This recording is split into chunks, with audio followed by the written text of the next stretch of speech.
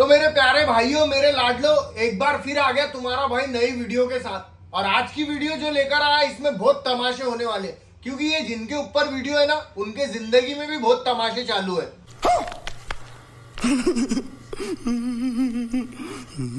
मेरे को मालूम है तुम्हारे तंबू में बहुत घबराहट है और सुबह शाम एक ही टेंशन है, और वो टेंशन मेरे को भी था, लेकिन अब तुम टेंशन मत लो, क्योंकि वो टेंशन मैं तुम्हारा दूर करने वाला हूँ। तो आज मैं बात करूंगा बिग बॉस के रहवासी मुनव्वर फारूकी के बारे में, और उनके नाम पर फेम कमाने वाली उनकी गर्लफ्रेंड आयशा खान, ऐसा उनका बोलना है। तो सच्चाई क्या थी ये तो मेरे को भी नहीं मालूम थी, बस इंस्टाग्राम पर रील देख देख कर सर में दर्द हो रहा था। तो मैंने सोचा भाई अब एक काम करते, ये केस को हाथ में लेना ही पड़ेगा। तो चलो फिर अपने कान में सामान घुसा लो और वीडियो के मजे लो।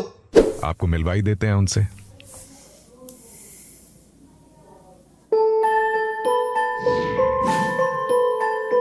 हाय, अस्सलाम वालेकुम, नमस्ते। मेरा नाम आयशा खान है। आप मुझे आई थिंक सोशल मीडिया से जानते होंगे। नहीं भाई, मैं तो नहीं जानता था, और मैंने आपको आज पहली बार देखा, वो भी मुनव्वर के वजह से। अच्छा खासा फैन बेस है सोशल मीडिया पे। चिल रहती हूँ, खुश रहती हूँ। अगर आप मुझे नहीं छेड़ेंगे तो मैं खुश हूँ, आप छेड़ोगे तो मैं शुरू हो गई तो फिर मैं चुप नहीं होती। बहुत खतरनाक है ये। हसीना पारकर के बाद इसका ही तो नाम चलता मुंबई में। मैं हमेशा से जो भी फील होता है, जब मुझे लगता है कि मुझे बोल देना चाहिए उसके बारे में, मैं बोल देती हूँ। वैसे ही मैंने इस बार किया था। एक कंटेस्टेंट है इस शो के, Munawar Faruqui. I have a history with him. बंदे के अच्छे आर्टिस्ट होने में और एक बंदे के अच्छे इंसान होने में बहुत बड़ा फर्क होता है। ये बात तो सही है, एक अच्छा आर्टिस्ट होने में और एक अच्छा इंसान होने में बहुत फर्क है। लेकिन अगर ये अच्छी इंसान होती तो ये सोचती कि जान दो भाई, अपना जो भी मैटर है शो के बाद पर्सनली क्लियर कर लेंगे। लेकिन इनकी अच्छाई तो देखो कि इन्होंने एक बंदे की इमेज को पूरी दुनिया वालों के सामने खराब कर दी है। इन्होंने मुझे अप्रोच किया था शो पे आने से पहले। 23 अगस्त से 5 अक्टूबर के बीच हमारी बात हुई थी। वो चाहते थे कि मैं किसी म्यूजिक वीडियो में उनके साथ काम करूं। दूसरा जो उन्होंने कहा था कि उनका स्टैंड अप का शो हो रहा है और वो चाहेंगे कि मैं वो अटेंड करूं। जहां तक की चीजें मुझे पता है, जहां तक की कहानियां मैंने सुना है, यही तरीका है उनका हर लड़की को अप्रोच करने का। वो अपने स्टैंड अप पे बुलाते हैं और म्यूजिक वीडियो का रीजन देते हैं, और फिर जो भी करते हैं वो तो करते ही हैं। जितनी भी लड़कियां ये देख रही होंगी जो सोशल मीडिया पे बहुत एक्टिव हैं, वो शायद इससे रिलेट कर रही होंगी, क्योंकि शायद कहीं ना कहीं उनको भी टेक्स्ट कभी किया होगा उन्होंने। अरे तो भाई, जब तेरे को समझ में आ रहा है कि वो हर लड़की के साथ यही करता है और उसका यही तरीका है, तो तू पागल बनी क्यों?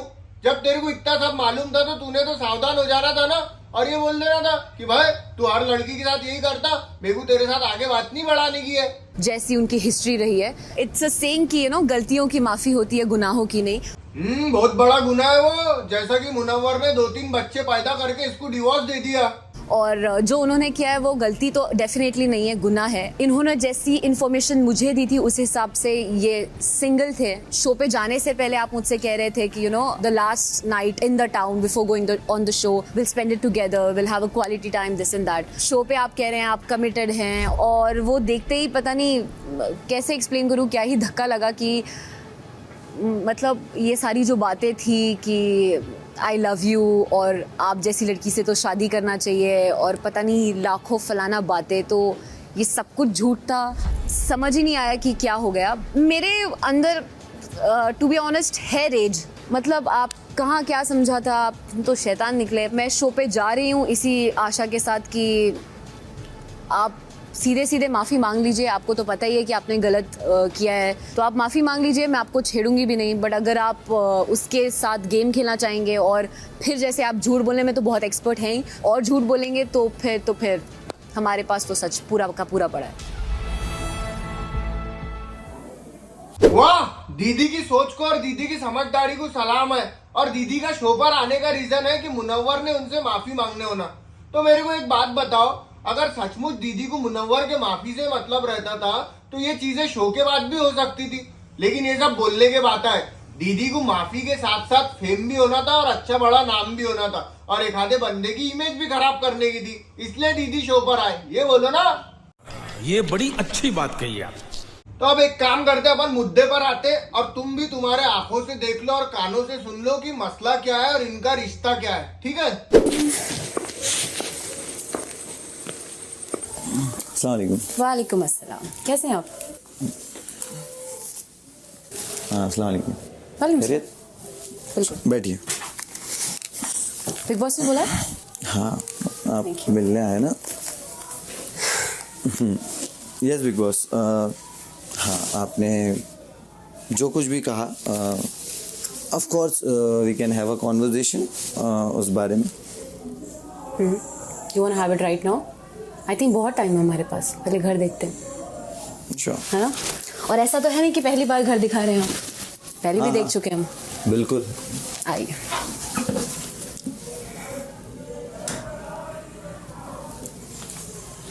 बताइए, इतना याद किया आपने कि मुझे आना पड़ा? हाँ, मैंने आपको याद तो नहीं किया but अच्छा, नहीं किया? मैंने देखा आपने मेरी ब्रेसलेट पहनी हुई थी तो मुझे लगा शायद याद कर रहे होंगे। नहीं, मैं घर पे बहुत सारी ज्वेलरीज लेकर आया था ना, तो उसमें से अच्छा, उसमें से वो- याद नहीं रहा होगा, इतने सारे लोगों की ब्रेसलेट्स लिए होंगे, one of it could be mine. आप टॉन्ट कर सकते हो बट आप दीजिए ना, जवाब दीजिए। नहीं, मैंने बहुत सारे लोगों के ब्रेसलेट्स अच्छा, लिए। तो आपको याद नहीं है कि मैंने आपको ब्रेसलेट दिया था? हाँ, मुझे याद है आपने मुझे तो ब्रेसलेट। आप वो लेकर आए हैं? हाँ हाँ, तो it's just a jewellery piece for you? नहीं, वो था मेरे पास और मैंने पहना। ओके। मुझे याद था वो। पर आपने मुझे ऐसा बोला था ना कि जब मतलब आपको ऐसा लगेगा कि आपको मेरी याद आ रही है, तो ईदर दिस और the bracelet. But I never did that. हाँ, you didn't do that, time आया ही नहीं उसका। यहाँ पे तो बहुत कंफ्यूजन है भाई, और मेरा भी बहुत बुरा सर दुख रहा। लेकिन अपना मकसद और अपना मुद्दा ये है कि ये दोनों का रिश्ता क्या है और इनका रिलेशन क्या है, तो उस पे नजर डालते। रहिए, मुझे वो छोड़ के dates- मत जाइए। नहीं, वो- they was the same dates Ayesha, now. तरीका होता है, क्या आपको मैंने तरीका बहुत होता? बार बोला हुआ है। Wait, were कि you जिस like तरह के dating? से- You guys were dating. Him and I, we were not dating or in a committed relationship, but yeah, we had a thing just before coming on the show. तो सुन लिया तुमने ये दोनों का रिश्ता क्या है, और ये थी आयशा की जुबानी। अब आपको सुनाते हैं मुनव्वर की जुबानी। वो बोल रही है कि तू मुझसे बात नहीं कर रहा था, ये नहीं कर रहा था उस टाइम पे, तू अपनी एक्स गर्लफ्रेंड से बात कर रहा था, तूने मुझे बताया नहीं। मैंने उसको बताया था, एक्स गर्लफ्रेंड है यार, वो नहीं होता है रिश्ता, इतना जल्दी नहीं टूटता है, भले वो mind आपसे से दूर हो। उतरता। सो और क्या आपके ये बीच में रिश्ता चीजें इतना सही था नहीं कि आप होती। ये बोल सकते हैं कि तूने मुझे मतलब ये कैसा रिश्ता? No no, it was just started. तो ये तो नहीं बोल सकते ना कि तूने मेरे को चीट किया या डिच किया। नो नो नो नो, नहीं ना, वो सब नहीं ना। शी वाज सेइंग दैट कि तू उससे बात करता था, तूने मुझे मेंशन क्यों नहीं किया कि तू उससे बात करता था। तो मैंने उसको डेट वेट थोड़ा बहुत बताई जितनी मेरे को याद थी। तो इनके तरफ से भी वही बात है जो लड़की की तरफ से बात थी। अब मैं तुम्हारे को एक आखिरी चीज बता देता जिससे तुम्हारे सारे मसले मसाल हल हो जाएंगे और तुम्हारा टेंशन भी खत्म हो जाएगा। अब अभी बता रहे होंगे ना उनको क्या करना चाहिए, क्या नहीं करना चाहिए।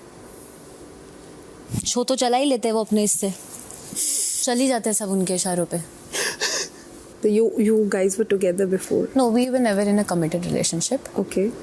We had a thing. Oh. Fake promises, hopes, this and that, but we never committed. I'm glad we never did. तो भाई समझ में आ गया तुम्हारे ये दोनों का क्या रिश्ता है। ना ही ये रिलेशनशिप में थे और ना ही है, ये तुमने तुम्हारे कानों से सुने और आंखों से देखे। ठीक है, खत्म। Bye bye, tata, goodbye, गया। तो अब ये मैटर के ऊपर नाजिला भाभी का क्या स्टैंड रहता, ये उनका डिसीजन है। और आगे अगर कुछ इन्फॉर्मेशन आती है तो वो भी मैं तुम्हारे से शेयर करूंगा। तो अगर मेरी ये वीडियो अच्छी लगी है तो चैनल को सब्सक्राइब कर दो, वीडियो को लाइक कर दो और कमेंट कर दो और ज्यादा से ज्यादा शेयर कर दो, और नई वीडियो के लिए तैयार रहो।